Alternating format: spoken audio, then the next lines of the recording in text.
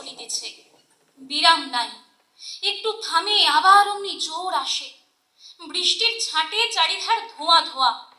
হরিহর সেই কবে শহরে গিয়াছে, তাহার পর তার পত্রও নাই, টাকাও নাই। সর্বজয়া রোজ সকালে উঠিয়া ভাবে, আজ ঠিক খরচ আসিবে। সেই কবে 5 টাকা পাঠাইয়াছে। ছেলেকে বলে, তুই খেলে খেলে বেড়াস বলে দেখতে পাস নে, ডাক বাক্সটার কাছে থাকবি, পিয়ন যেমন আসবে অমনি জিজ্ঞেস করবি। অপু বলে, বা আমি বুঝি বসে থাকি নে। বর্ষা রীতিমতো নামিয়াছে।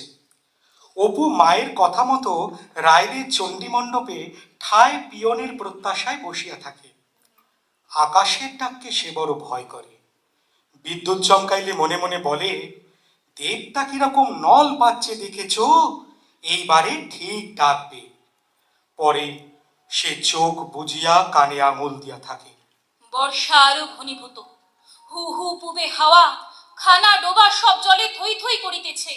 পথে ঘাটে 1 হাঁটু জল, দিন রাত শোঁ শোঁ। বাঁশ বনে ঝড় ওঠে, বাঁশের মাথা মাটিতে লুটাইয়া লুটাইয়া পড়ে। আকাশের কোথাও ফাঁক নাই, মাঝে মাঝে আগেকার চেয়েও অন্ধকার করিয়া আসে। কালো কালো মেঘের রাশ হু হু করিয়া পূব হইতে পশ্চিমে চলিয়াছে। দূর আকাশের কোথায় যেন দেবাসুরের মহাসংগ্রাম বাঁধিয়াছে। কোন কৌশলী সেনানায়কের চালনায় জল স্থল আকাশ একেবারে ছাইয়া ফেলিয়া বিরাট দৈত্য সৈন্য বাহিনীর পর বাহিনী, অক্ষহিনীর পর অক্ষহিনী, অদৃশ্য রথী মহারথীদের নায়কত্বে ঝড়ের বেগে অগ্রসর হইতেছে। প্রজ্বলন্ত উদ্যুগ্র দেব বজ্র আগুন উড়াইয়া চক্ষের নিমেষে বিশাল কৃষ্ণ চমুর এদিক ওদিক পর্যন্ত ছিড়িয়া ফাড়িয়া এই ছিন্ন ভিন্ন করিয়া দিতেছে। এই আবার কোথা হইতে রক্ত বীজের বংশ করাল কৃষ্ণ ছায়ায় পৃথিবী অন্তরিক্ষ অন্ধকার করিয়া আসিতেছে। মহাঝড়, দিন রাত শোঁ শোঁ। নদীর জল বাড়ে, খানা ডোবা সব জলে থই থই করিতেছে। পথে ঘাটে 1 হাঁটু জল, গরু বাছুর গাছের তলে, বাঁশ বনে পাকপাখালির শব্দ নেই কোনোখানে। অপু দাওয়ায় উঠিয়া তাড়াতাড়ি ভিজা মাথা মুছিতে মুছিতে বলিল, আমাদের বাঁশতলায় জল এসেছে দিদি, দেখবি।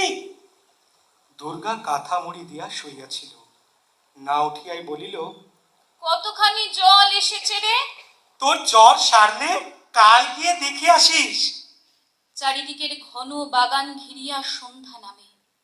সন্ধ্যার মেঘে ত্রয়োদশীর অন্ধকারে চারিধার একাকার। দুর্গা যে বিছানা পাতিয়া শুইয়া আছে, তাহারই এক পাশে তাহার মা ও অপু। সর্বজয়া মনে মনে ভাবে, কাল যেন একখানি পত্তর আসে। অনেক রাত্রে সর্বজয়ার ঘুম ভাঙিয়া যায়। অপু ডাকিতেছে, মা, ও মা, ওঠো, আমার গায়ে জল পড়ছে। সর্বজয়া উঠে আলো জ্বালে। বাহিরে ভয়ানক বৃষ্টির শব্দ হইতেছে। ফুটা ছাদ দিয়া ঘরের সর্বত্র জল পড়িতেছে। সে বিছানা সরাইয়া পাতিয়া দেয়। দুর্গা অঘোর জ্বরে শুইয়া আছে। তাহার মা গায়ে হাত দিয়া দেখে, তাহার গায়ের কাঁথাখানা ভিজিয়া একেবারে সপ সপ করিতেছে।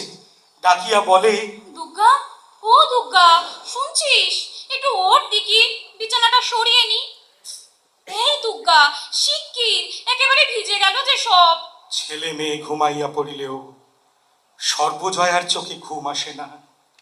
এই অন্ধকার রাত, ঘন বর্ষা, তাহার মন ছমছম করে। ভয় হয়, একটা যেন কিছু ঘটিবে, কিছু একটা ঘটিবে। তাহার বুকের ভেতর কেমন কেমন করে। দুর্গার অসুখ একভাবেই আছে। ঔষধ নাই, পথ্য নাই, ডাক্তার নাই, বত্তি নাই। বলে বলে 1 পয়সার বিস্কুট আনিয়ে দেবে মা, নোনতা, মুখে বেশ লাগে। সাবু, তাই জুটে না, তাই বিস্কুট। বেশি রাত্রে সকলে ঘুমাইলে আরো বেশি বৃষ্টি নামিল। সর্বজয়ার চোখে ঘুম আসে না। সে বিছানায় উঠিয়া বসে। বাহিরে একটানা হুস হুস জলের শব্দ, ক্রুদ্ধ দৈত্যের মতো গর্জমান। একটানা গোঁ গোঁ রবে ঝড়ের দমকা বাড়িতে বাঁধিতেছে। জীর্ণ কোটাখানা এক একবারের দমকায় যেন থরথর করিয়া কাঁপে। ভয়ে তাহার প্রাণ উড়িয়া যায়।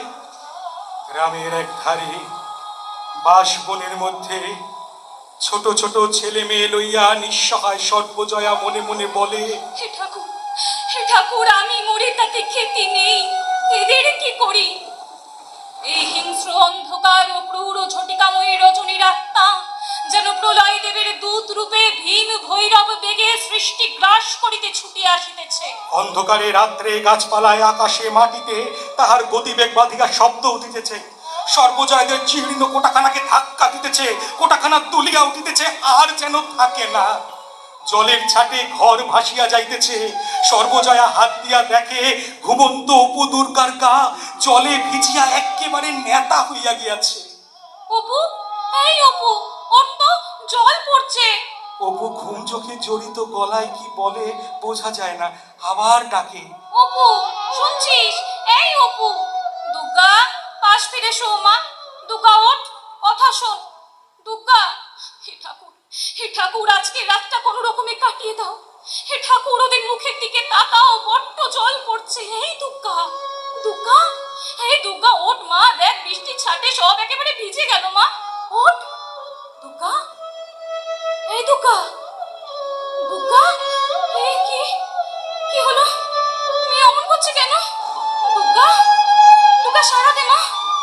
দুর্গা, দুর্গা, দুর্গা। দুর্গার চাহিল না।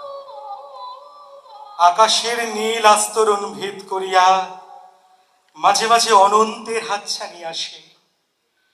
পৃথিবীর বুক থেকে ছেলে মেয়েরা চঞ্চল হইয়া ছুটিয়া গিয়া সে অনন্ত নীলিমার মধ্যে নিজেদের হারাইয়া ফেলে। পরিচিত ও গতানুগতিক পথের বহুদূর পারে কোন পথহীন পথে দুর্গার অশান্ত চঞ্চল প্রাণের বেলায় জীবনের সেই সর্বাপেক্ষা বড় অজানার ডাক আসিয়া পৌঁছাইয়াছে।